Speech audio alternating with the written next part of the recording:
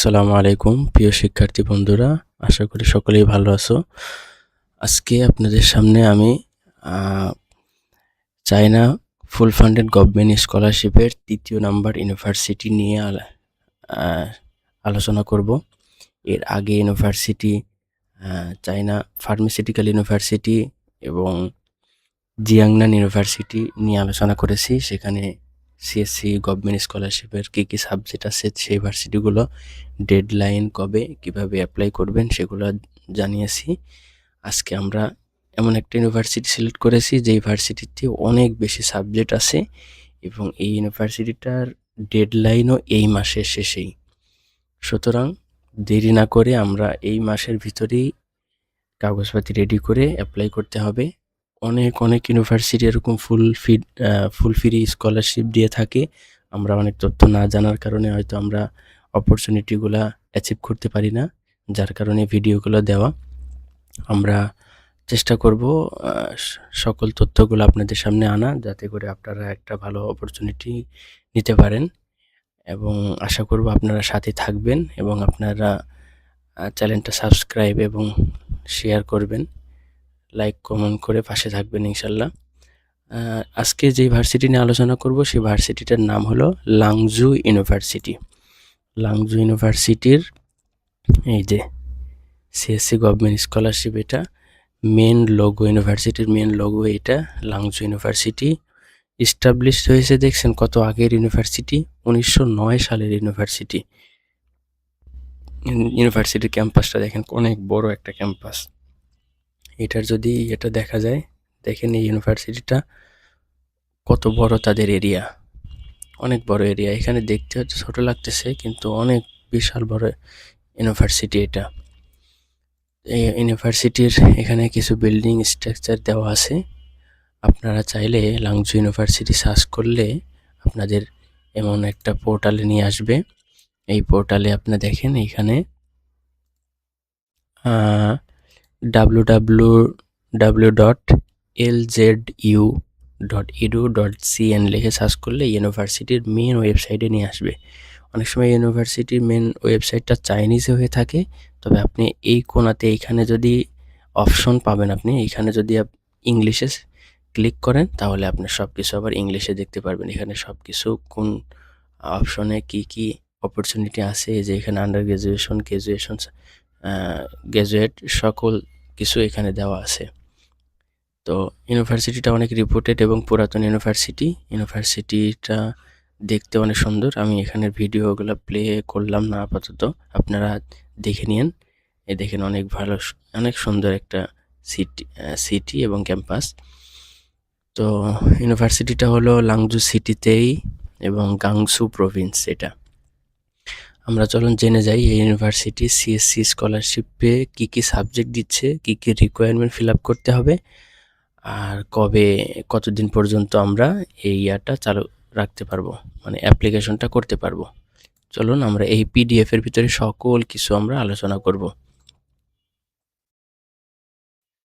আমরা নেটটা কানেকশনটা বন্ধ করে দেই।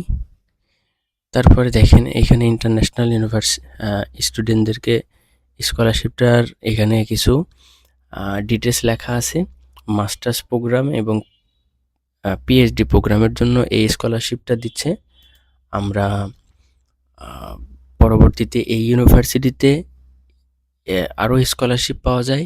এই গভর্নমেন্ট স্কলারশিপ ছাড়াও ফুললি ফান্ডেড স্কলারশিপ পাওয়া যায়, সেগুলো নিয়ে আমরা আলোচনা করব, যেগুলো হয়তো ইউনিভার্সিটির স্কলারশিপ অথবা প্রভিন্সিয়াল স্কলারশিপ থাকে। তো যারা এই মাসের ভিতরে অ্যাপ্লাই করতে পারবেন না, হতাশ হবেন না, পরবর্তীতে আরও অনেকগুলো ইউনিভার্সিটির সুযোগ আসবে। আমরা সেই ইউনিভার্সিটির আপডেটগুলো দিয়ে দেব।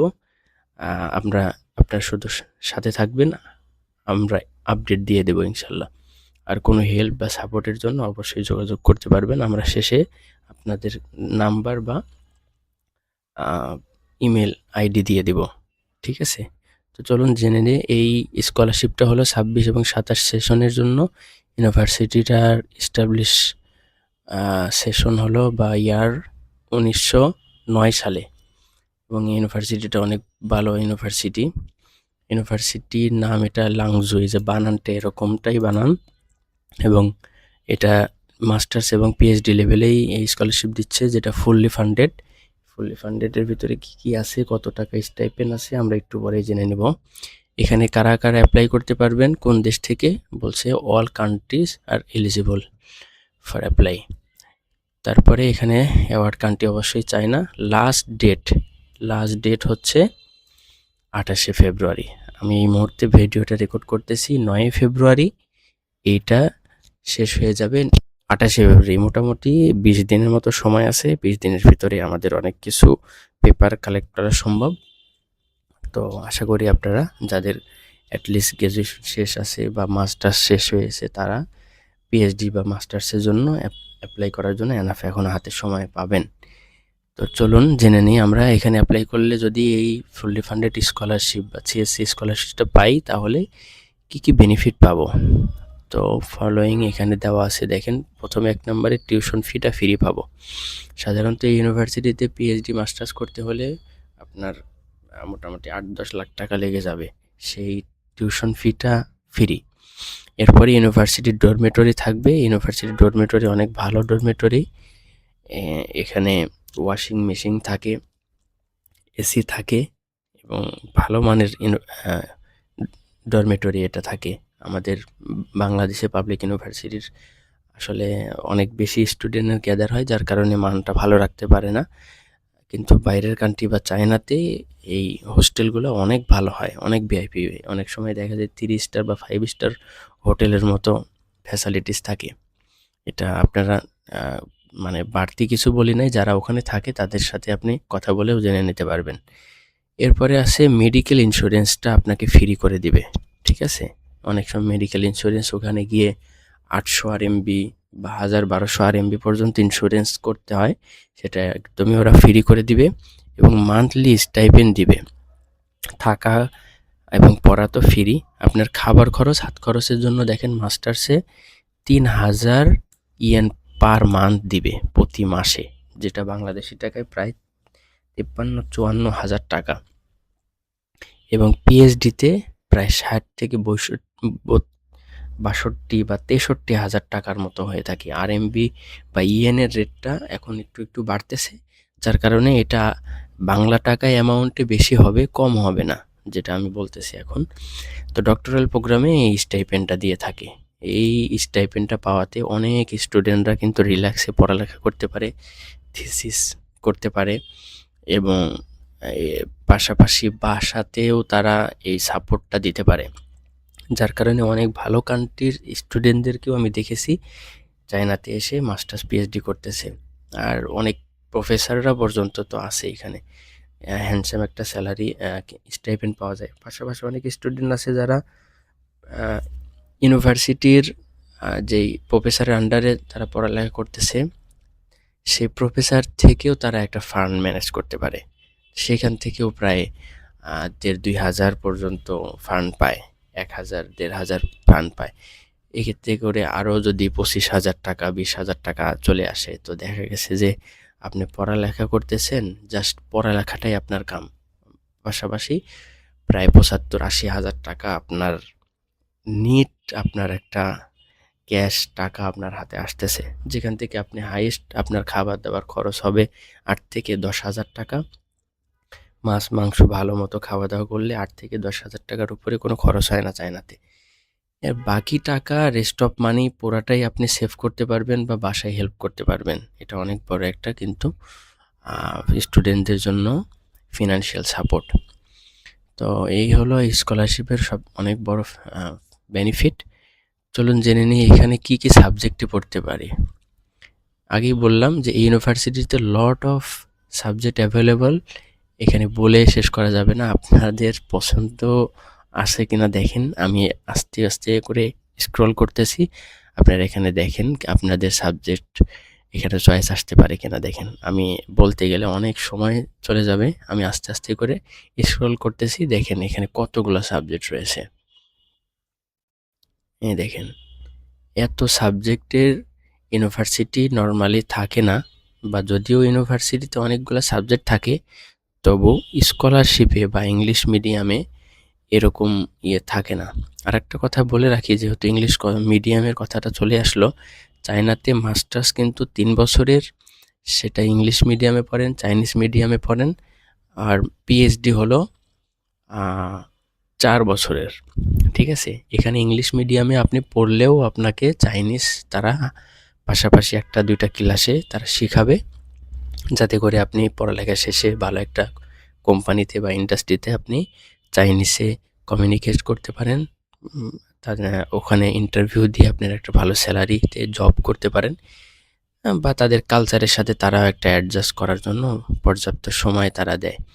দেখেন এখনও কিন্তু আমি স্ক্রল করতে আছি, সাবজেক্ট আসতেই আছে। দেখেন কতগুলো সাবজেক্ট আছে, ল আছে, সার্জারি আছে, হ্যাঁ, মেডিকেল থেকে শুরু করে আমাদের মানে সকল সাবজেক্ট, ইঞ্জিনিয়ারিং সাবজেক্ট বলেন বা জেনারেল সাবজেক্ট বলেন, সকল কিছু এখানে আছে। কম্পিউটার সায়েন্স, ইনফরমেশন টেকনোলজি, হ্যাঁ সব কিছু। রাশিয়ান ট্রান্সলেশন সাবজেক্টটাও এর ভেতরে রয়েছে, দেখছেন। তো অনেকগুলো সাবজেক্ট দেখলাম। তো এবার দেখব এই ইউনিভার্সিটিতে অ্যাপ্লাই করার জন্য কারা কারা এলিজিবল ক্রাইটেরিয়াটা দেখি এখানে এক পলকে। এটা হলো নন চাইনিজ হইতে হবে, নন চাইনিজ সিটিজেন হতে হবে অবশ্যই, এবং good physical and mental health হতে হবে। ঠিক আছে, এরপরে হলো ডিগ্রি অ্যান্ড এজ রিকোয়ারমেন্ট। অবশ্যই মাস্টার্সের জন্য যারা অ্যাপ্লাই করবেন তাদের ব্যাচেলার ডিগ্রিটা কমপ্লিট হইতে হবে, আর তারা 35 এজের নিচে হইতে হবে। 35 হইলেও হবে, ক্রস করা যাবে না। আর যারা মাস্টার্সের জন্য অ্যাপ্লাই করবেন তাদের তো অবশ্যই, পিএইচডিতে যারা অ্যাপ্লাই করবেন তাদের মাস্টার্স ডিগ্রিটা কমপ্লিট করতে হবে, আর সাথে এদের বয়স অবশ্যই নট মোর দেন 40 ইয়ার। ঠিক আছে, 40 বছরের বেশি হওয়া যাবে না, এর ভিতরেই হতে হবে। ঠিক আছে, এরপরে দেখেন এখানে আর কিছু দেওয়া আছে। আপনি যদি হ্যাঁ, এখানে হলো স্কলারশিপের জন্য আরও কিছু জিনিস পেপার নিয়ে থাকে। সেটা হলো আপনার নন ক্রিমিনাল সার্টিফিকেট এখানে দিতে হবে। বাংলাদেশে এটারে পুলিশ ক্লিয়ারেন্স বলে। পুলিশ ক্লিয়ারেন্সটা এখানে অ্যাপ্লাই করার সময় তারা নিয়ে থাকে, ভিসার সময় নট নেসেসারি। ঠিক আছে, বাট এখন লাগবে। এরপরে হলো চাইনিজ একটা হেলথ একটা ফর্ম আছে, ফিজিক্যাল একটা ফর্ম আছে। এই ফর্মটা কী কী চেক করতে হয়, চেক আপটা করে ফর্মটা ফিল আপ করে এমবিবিএস ডাক্তার দ্বারা সেটা সিল এবং সই স্বাক্ষর নিয়ে এখানে সাবমিট করতে হবে।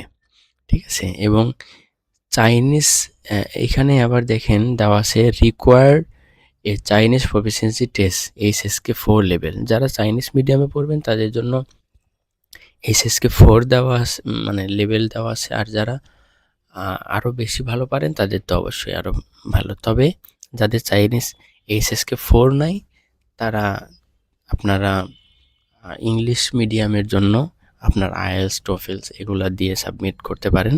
এগুলা না থাকলেও যে হয় না তা না, এগুলা না থাকলেও অনেকেই চান্স পায়। তবে একটু স্ট্রং ব্যাকগ্রাউন্ড হতে হবে, আপনার প্রোফাইলটা ভালো হইতে হবে, তাহলে অবশ্যই সম্ভব। এরপরে ডকুমেন্ট রিকোয়ার্ড, কী কী ডকুমেন্ট এখানে রিকোয়ার আছে, আমি যে কথাগুলো বললাম অলরেডি এর ভিতরে কথাগুলো চলে আসছে। এটা এই যে অ্যাপ্লিকেশন ফর্ম, অবশ্যই চাইনিজ গভর্নমেন্টের একটা ইংলিশ অথবা চাইনিজ ভার্সনে একটা ফর্ম আছে, এই ফর্মটা ফিল আপ করতে হবে। এবং এরপরে এই যে ফিজিক্যাল এক্সামিনেশন ফর্ম, ওই যে ফর্মের কথা বললাম, ওই ফর্মটা ফিল আপ করতে হবে। এরপরে সেটা নোটারাইজ করতে হবে, আপনার সার্টিফিকেট অফ আন্ডার গ্রাজুয়েট, এগুলা নোটারি করতে হয়। এটা তো সত্যায়িত করা, আমরা সত্যায়িত করার বিষয়টাতে আমরা অন্য একটা ভিডিওতে আলোচনা করব। ট্রান্সক্রিপ্টটাও আপনার নোটারাইজ করতে হবে, এবং 2টা রেকমেন্ডেশন লেটার লাগবে, সেটা চাইনিজ ল্যাঙ্গুয়েজ ভার্সনে হোক আর ইংলিশ ভার্সনে হোক, 2টা রেকমেন্ডেশন লেটার লাগবে, যেটা আপনার যে ইউনিভার্সিটির থেকে ব্যাচেলার বা মাস্টার্স কমপ্লিট করেছেন সেই ইউনিভার্সিটির 2টা প্রফেসর থেকে রেকমেন্ডেশন লেটার নেবেন। এটা লাইক প্রশংসাপত্রের মতো। ঠিক আছে, এরপরে আরও কিছু আছে। দেখেন এখানে একটা রিসার্চ পেপার লাগবে বা এসওপি লাগবে, যেটা 800 ওয়ার্ডের মধ্যে হবে, নট লেস দেন 800 ওয়ার্ড। 800 ওয়ার্ডের বেশি হইলেও মানে কম হওয়া যাবে না, বেশি হইতে হবে আর কি, মানে এটা একটা রিকোয়ার্ড করে দিয়েছে।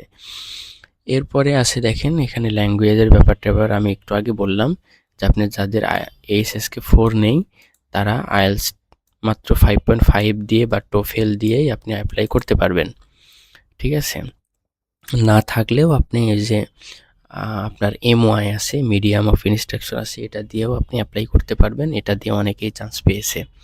এরপরে লাস্ট হলো ভ্যালিড একটা পাসপোর্ট লাগবে। ভ্যালিড পাসপোর্ট বলতে পাসপোর্ট আছে এবং মেয়াদও আছে, এই ধরনের, এটাকে ভ্যালিড পাসপোর্ট বলে। আচ্ছা ঠিক আছে, তারপরে হলো অ্যাপ্লিকেশন ডেডলাইন অবশ্যই 28শে ফেব্রুয়ারি 2026, ঠিক আছে। এর ভিতরে অ্যাপ্লাই করতে হবে। হাউ টু অ্যাপ্লাই, এই চাইনিজ গভর্নমেন্ট স্কলারশিপের অ্যাপ্লিকেশন প্রথমত এরকম হয়, ইউনিভার্সিটির ওয়েবসাইটে সর্বপ্রথম অ্যাপ্লাই করতে হয়। ইউনিভার্সিটি যদি আপনার ইন্টারভিউ নেয়, ইন্টারভিউ নিয়ে থাকে, ইন্টারভিউ নেওয়ার পরে যদি তারা আপনাকে এলিজিবল মনে করে তাহলে তারা প্রি অ্যাকসেপ্টেন্স লেটার দেয়। সেই অ্যাকসেপ্টেন্স লেটারে যেখানে লেখা আছে আপনি অ্যাপ্লাই করবেন, সাবমিট করবেন, তারপরে ইউনিভার্সিটি আপনি রিভিউ করে ইন্টারভিউ নেবে। এরপরে প্রি একটা অ্যাকসেপ্টেন্স লেটার পাবেন যদি আপনি ওখানে টিকেন বা ইন্টারভিউ ভালো করেন। সেই অ্যাকসেপ্টেন্স লেটার সহ আপনার বাকি ওই যে প্রথমে যে ডকুমেন্টগুলো নিয়ে অ্যাপ্লাই করেছেন সেগুলো সহ এবার সিএসসি অ্যাপ্লিকেশন বা সিএসসি পোর্টালে আবার আপনি অ্যাপ্লাই করবেন। হ্যাঁ, apply online at the CSC portal, এখানে অ্যাপ্লাই করবেন। এইখানে অ্যাপ্লাই করার সময় অবশ্যই আপনার ক্যাটাগরিতে সিএসসি স্কলারশিপ তো থাকবেই, এরপরে টাইপ আসবে, কোন টাইপে অ্যাপ্লাই করছেন, এটা বি টাইপে। হ্যাঁ, বি টাইপ এটা হবে। বি টাইপের ভিতরে দেখেন কত ফ্যাসিলিটিস। এ টাইপ যেটা আছে সেটা আপনার মানে খুব বেশি পার্থক্য না, আবার তবে কিছু পার্থক্য আছে। আপনারা আপাতত বি টাইপটা সিলেক্ট করে রাখবেন, এটাই ধরে নেবেন, এবং সেখানে এজেন্সি কোড চাবে, সেখানে এই ইউনিভার্সিটির এজেন্সি কোডটা এটা দিয়ে রাখবেন, যাতে করে সিএসসি পোর্টাল বুঝে যাইতে পারে শিওরলি যে সে এই লাংজু ইউনিভার্সিটির থ্রোতেই বা এই ইউনিভার্সিটিতে পড়ার জন্যই অ্যাপ্লাই করেছে বা এই ইউনিভার্সিটি থেকে অ্যাকসেপ্টেন্স লেটারটা পেয়ে গেছে। ওকে, এরপরে সিএসসি এক্সপার্ট ইভ্যালুয়েশন করবে, তারা আপনার পেপার ইভ্যালুয়েট করে আপনার এই ম্যাটেরিয়ালসটা ইউনিভার্সিটিতে আপনার পাঠিয়ে দিবে, এই লাংজু ইউনিভার্সিটিতেই পাঠিয়ে দিবে আপনার সিলেকশন হয়েছেন কিনা। এরপরে এই লাংজু ইউনিভার্সিটি এই অ্যাডমিশন রেজাল্ট বা অ্যাডমিশন টিম আপনার এই রেজাল্টটা দিয়ে দিবে। The university will normally notify the selection candidate, এরপরে আর জানিয়ে দিবে এটা, এবং সেটা পাবলিশ করবে কারা কারা এখানে এলিজিবল হয়েছেন এবং কাদেরকে সিলেক্ট করা হয়েছে তার একটা লিস্ট তারা প্রকাশ করবে। এরপরে আপনি তো আপনার অ্যাজ ইউজুয়াল ফাইনাল পেপারগুলো তারা মেইলে এইভাবে পাঠিয়ে দিবে, আপনি পেপারগুলো পেয়ে ওই পেপার সহ অ্যাম্বাসিতে এবার ভিসার জন্য অ্যাপ্লাই করবেন, দেন ভিসা হয়ে যাবে। গভর্নমেন্ট স্কলারশিপের ভিসাগুলো 99% হয়ে যায়,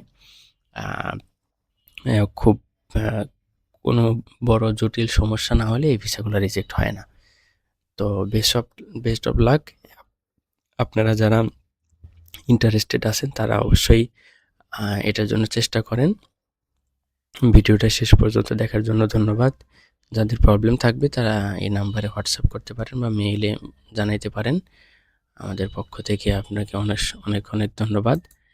আর এছাড়াও আমরা আরও কিছু কান্ট্রির আরও কিছু স্কলারশিপ নিয়ে ইউনিভার্সিটির অ্যাপ্লিকেশন নিয়ে আমরা আলোচনা করব। আশা করি আমাদের চ্যানেলের সাথে থাকবেন, সাবস্ক্রাইব করবেন এবং অন্যদেরকে শেয়ার করে তাদেরকেও তথ্যগুলো জানার হেল্প করবেন। আশা করি তারাও উপকৃত হবে। তো আজকে আমরা কথা শেষ করতেছি এই পর্যায়ে। তো সবাই ভালো থাকবেন। আসসালামু আলাইকুম।